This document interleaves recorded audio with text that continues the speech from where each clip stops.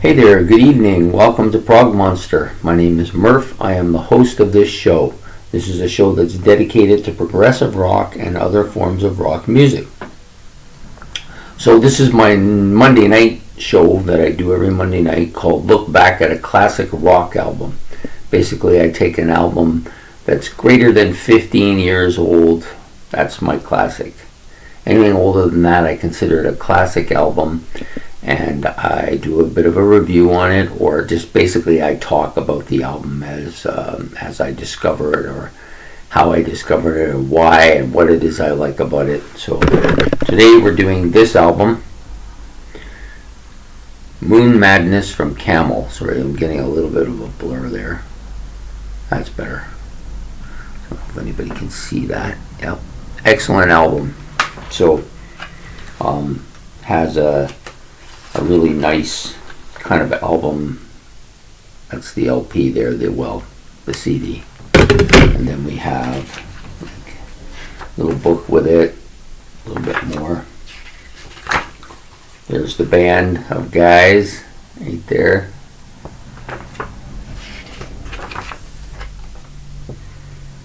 A little bit more stuff on them. So this is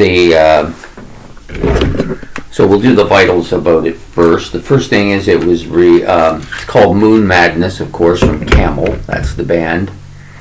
Released March the 25th, 1976.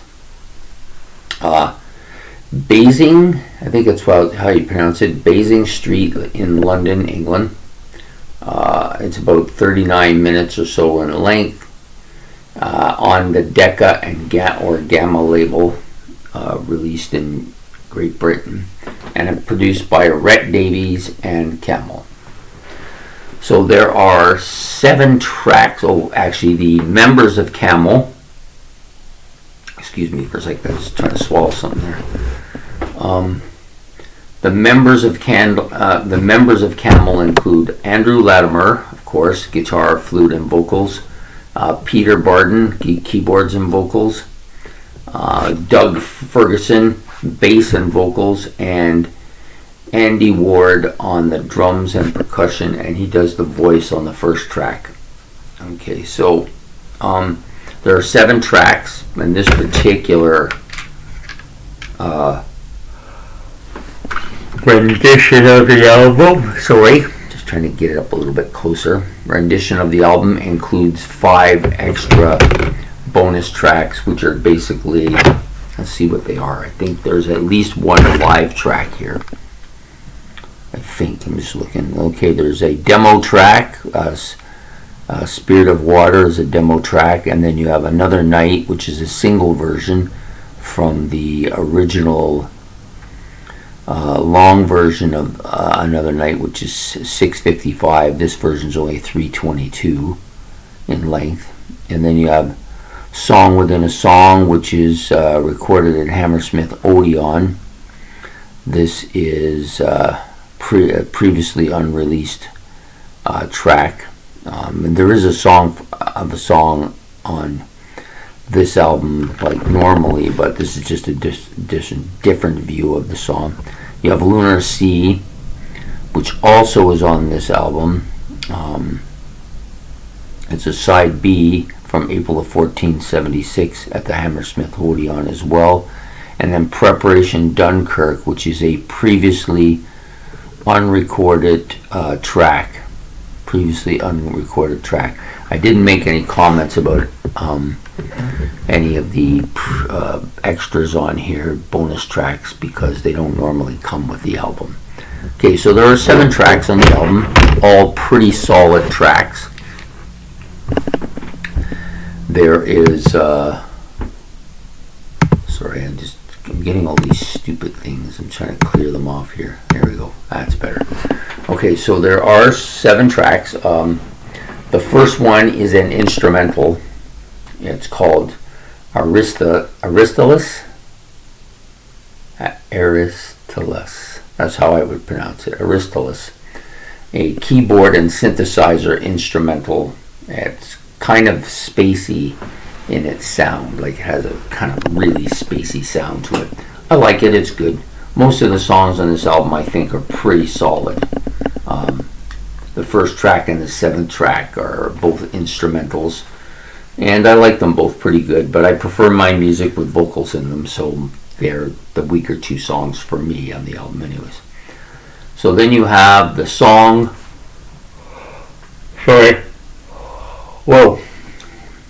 get towards the end of the day here, Song Within a Song, which is a vocals, the vocals are subdued here.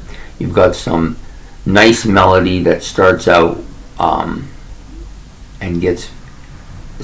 mellow and then gets really, it's a nice melody that starts out and gets very mellow as the song goes along. I'm getting tongue-tied here. So anyways, it has a nice keyboard and guitar riff in it, that kind of together, the two of them. And it's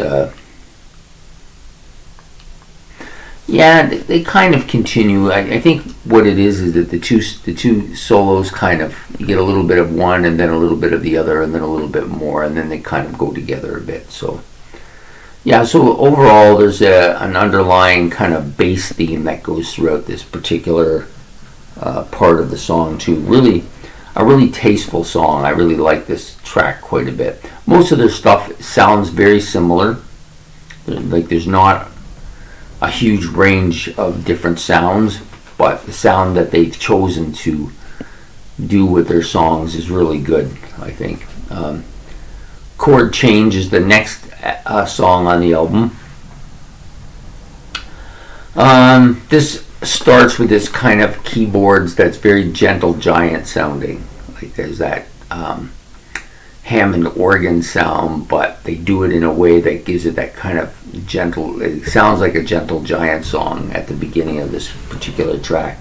Some nice bass and drums, really sound here. I like this, the way they've implemented both of them into this particular song. There's a really lengthy guitar solo on this track, a really good one. I don't know why I'm so tired all of a sudden. And then followed by a lengthy keyboard solo. So you get one and then you get the other. Really tasteful song. I like it a lot. The Spirit of Water has a kind of a flute opening. So I think Andy Latimer, who plays the flute, is doing this flute's kind of a flute opening. It's not heavy, never to be confused with Ian Anderson, but really good. The piano, and then there's a piano and flute melody that kind of go along through the song, and the vocals are subdued. This is a very kind of mellow song. Might fit well on the beginning of Trespass. Like it's a song that would fit on. It doesn't sound like anything like it, but I think it would fit in there pretty nicely on that album. Okay, Another Night, which is probably the track I like the most on the album. It has a keyboard opening with a guitar sound in it, and then it's followed by a lengthy riff that goes on fairly long in the song. I love the riff with this kind of subdued vocals that they do on this particular track. And then you got your kind of bass and your drum backing. So usually what they do with their songs is the keyboards and the guitar tend to do the soloing and be frontal, and then the bass and the drums are more in the background type thing. And that's not actually that abnormal for most rock bands, I think. So great track. Next track up, Airborne. Really nice melody on this song. Some subdued and almost perfect vocals for this particular track. I think they just suit the song so well. And it has this kind of keyboard synthesizer part that adds a lot of real kind of atmosphere to the song. So another really cool song by them. And then you have the lengthy instrumental that comes out as the last track, track number 7, Lunar Sea. It's like I said, it's the longest track. It has some great keyboards and keyboard intro into the song. It goes on for a fair bit of time, and then you get your drum and bass melody that start to fill in, and then there's kind of a synthesizer solo on top with how do you say it? I can't think of how you say that.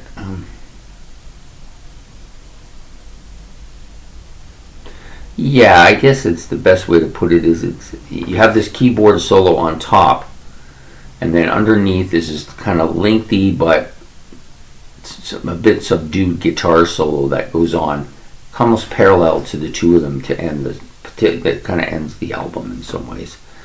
So a great this is a great album, I think. Do I think it's destined for masterpiece? I don't really know with this one. I do like it a lot.